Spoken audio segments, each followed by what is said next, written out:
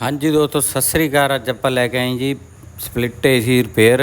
ਆ ਦੇਖੋ ਇਹ ਥਿੰਬਲਾਂ ਮੱਚ ਗਈਆਂ ਕੰਪਰੈਸਰ ਦੀਆਂ। ਹੁਣ ਤੁਹਾਨੂੰ ਦੱਸਦੇ ਵੀ ਇਹਦਾ ਕੀ ਇਲਾਜ ਆ ਦੇਖੋ ਦੋਸਤੋ, ਇਹ ਮਾੜੇ ਮੋਟੇ ਨਾਲ ਖੜਦੀਆਂ ਨਹੀਂ ਕਿ ਲੂਜ ਇਲਾਜ ਸੀਗੀ ਪਹਿਲਾਂ ਤੇ ਮੱਚ ਗਿਆ। ਇੱਕ ਏਸੀ ਬਹੁਤ ਜ਼ਿਆਦਾ ਪੁਰਾਣਾ, ਘੱਟੋ ਘੱਟ 12 ਸਾਲ ਪੁਰਾਣਾ ਏਸੀ ਉਹ ਆ। ਥਿੰਬਲਾਂ ਸ਼ੋਰਟ ਹੋ ਗਈਆਂ ਇਹਦੀਆਂ, ਹੀਟ ਹੋ ਕੇ। ਤੇ ਆਹ ਦੇਖੋ ਜੀ ਆਪਾਂ ਹੁਣ ਕਨੈਕਟਰ ਮੰਗਾਇਆ ਇਹਦਾ। ਆਹ ਦੇਖੋ ਆਹ ਕਨੈਕਟਰ ਮੰਗਾਇਆ ਸੀ 63 ਐਂਪੀਅਰ ਵਾਲਾ, ਉਹਦੇ ਵਿੱਚੋਂ ਆ ਕੱਢ ਕੇ ਕੰਡਕਟਰ ਵਾਲੀ ਤੇ ਹੁਣ ਇਹਨੂੰ ਵਿੱਚ ਕੱਸ ਕੇ ਤੇ ਥੱਲੜੀ ਪਿੰਨ ਕਰ ਦਾਂਗੇ, ਉੱਤੇ ਤਾਰ ਕੱਸ ਦਾਂਗੇ ਤੇ ਵਧੀਆ ਬਣ ਜੂ। ਵੀਡੀਓ ਵਧੀਆ ਲੱਗੇ ਸ਼ੇਅਰ ਜ਼ਰੂਰ ਕਰਿਆ ਕਰੋ ਜੀ। ਧੰਨਵਾਦ।